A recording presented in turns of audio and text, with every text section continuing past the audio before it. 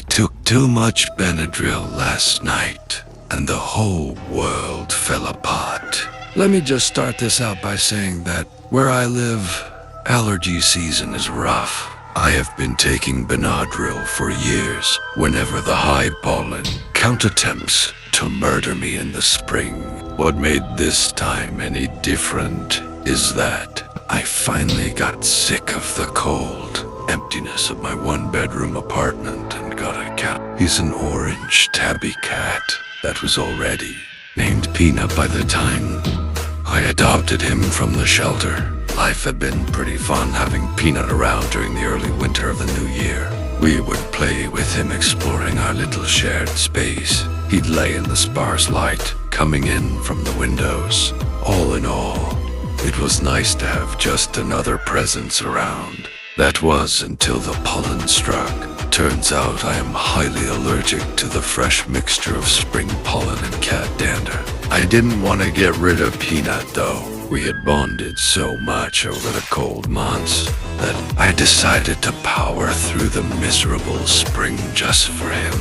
It broke my heart whenever I had to ban him from my room just to get a tiny bit of relief. His constant meowing and pawing at the door for the first few nights was awful. You would think I had abandoned him in a dark forest filled with peanut-hungry monsters, and my bedroom was his only place of freedom. So I looked into getting some allergy medicine, and boom, baby boy Benadryl was there ready to help.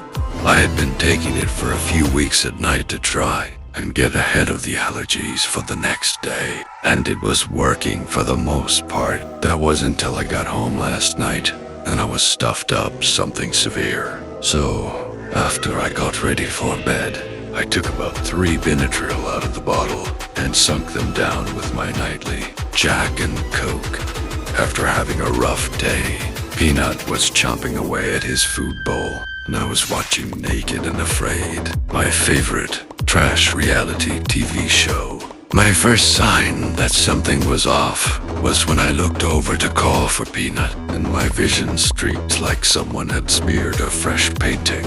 I tried to blink it away, but nothing changed until the streaky scenery finally caught up with where my eyes were looking. Holy shit! I mumbled to myself. From across the apartment, Peanut meowed in response. He was completely out of sight, but I wanted to pet him, so I attempted to stand up if I took it slow. Then I figured the fresh painting around me wouldn't be too much to handle. My legs wobbled beneath me as I adjusted to the tilt of the Earth's axis. Strange that I had never experienced that before, but it was time to move past it. There was a soft brushing against my leg, followed by a familiar purring. I looked down to see Peanut rubbing against the outside of my leg. Oh, hell yeah, I thought. Now I don't have it to walk. There was an attempt to bend down and pick him up, but as I leaned farther down, the world stretched farther away from me. Peanut was doing a figure-8 pattern around my now numb legs, which felt at least 2 miles away from my stumpy arms. My head bobbled back up, and I decided that I needed to get some water. So I shuffled my feet against the vinyl plank flooring. My cat's purrs started to grow, deafening as he became angrier with me for not picking him up after what felt like a solid 15 minutes. My feet broke way into the kitchen. The smearing paint effect had long since gone away, but now everything was pulsing in a weird sort of way. My eyes gleamed over the kitchen tap and looked straight at the bottle of Jack Daniel's peach whiskey, and I weighed my options of refreshments. A little bit more whiskey wouldn't hurt me too badly. It was a Friday night, and I didn't have work in the morning, so I grabbed the bottle like a barbarian and began taking what I thought would be a small sip. The room temperature whiskey burned its way down my throat as I began to chug it. One small sip turned into downing our they bottled that. But I had bought only a few nights before. I only stopped to burp up a little bit of heart relief. I shouldn't have done that. Right in that moment is when I realized my biggest mistake and turned to vomit directly into the sink. My hand fidgeted with the tap until it began to flow down on the back of my head.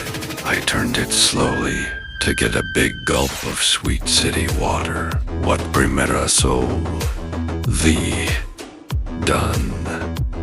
Instead of the whiskey. Speaking of which, the bottle still remained in my hand, so I placed it firmly back onto the counter and pushed it away from me. After I pulled a few more gulps of water into my hands, I was beginning to question my decisions in life. Okay. I heard a small voice ask over my kitchen's half wall. I was confused. Did somebody sneak into my house? During my little moment, God, that would be so embarrassing to have anybody witness, but especially someone who was planning on robbing you. Maybe it'll make them pity me enough to where they'll just leave. I peered over the divider wall and saw Pina looking up at me from below. No one else was anywhere in the apartment. Who's to be safe? My eyes scanned over every inch I could see. Hello. I spoke to the air. I asked if you were okay. The same voice came from behind the wall again. Peanut trotted around and looked up at me. My bowl is empty. My mouth fell open. What? He meowed at me and trotted back over to his bowl.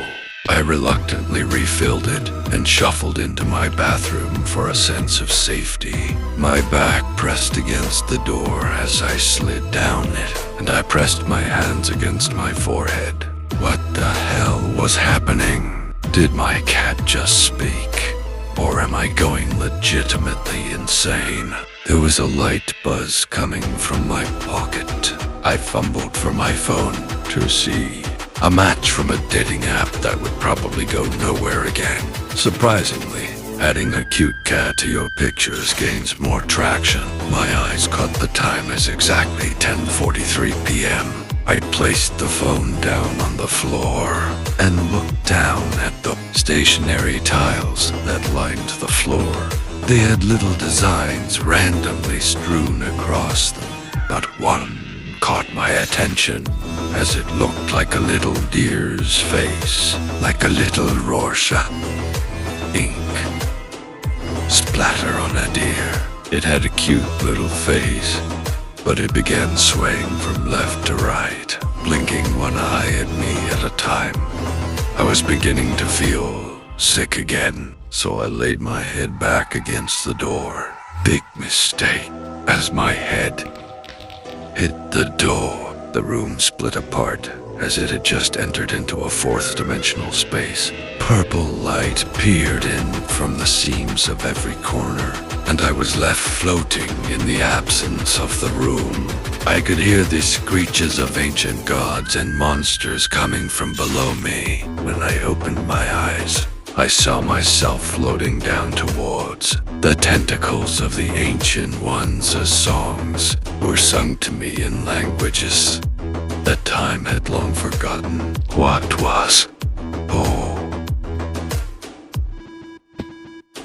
Just a speck of particle dust floating through a void of existential nothingness that wasn't for me to know. The old gods were drawing me ever closer to their realm of forgotten souls. Tentacles enveloped me in an embrace of wet stickiness. They were dragging me down back to where I began as I was lulled to sleep from their songs. Centuries flew past me as I fell deeper into the realm I now called home.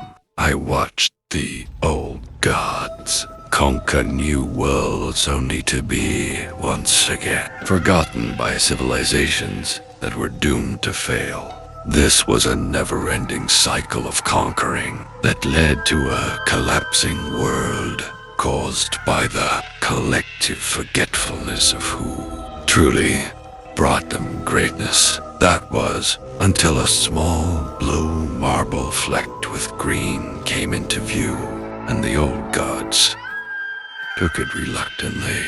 Living on this marble was a race of soft pink bipeds who took pride in their survival. The old gods took a liking to them and led them once again to greatness. Here I was finally home, and I watched as we forgot about the old ones. Our world fell into a state of darkness as the old gods abandoned us for another world of potential greatness, and we fell just like the others. The marble was cursed with a plague of brown, and together we floated into the emptiness of the void. All light eventually extinguished around us, and it was cold. We were back to being nothing, meaning nothing. A soft buzz brought me back to the bathroom. It was another message on my phone. The time read 10:45 p.m. and my head was spinning, so I ran a cold bath and plopped myself into the Arctic plunge fully clothed. That's where I finally woke up. Nothing was smeared or throbbing. Peanut would meow at me. But it's been a few hours, and he still won't look me in the eye. I think I'm done with Benadryl for a while, and it's time to switch to a different allergy medication during the spring.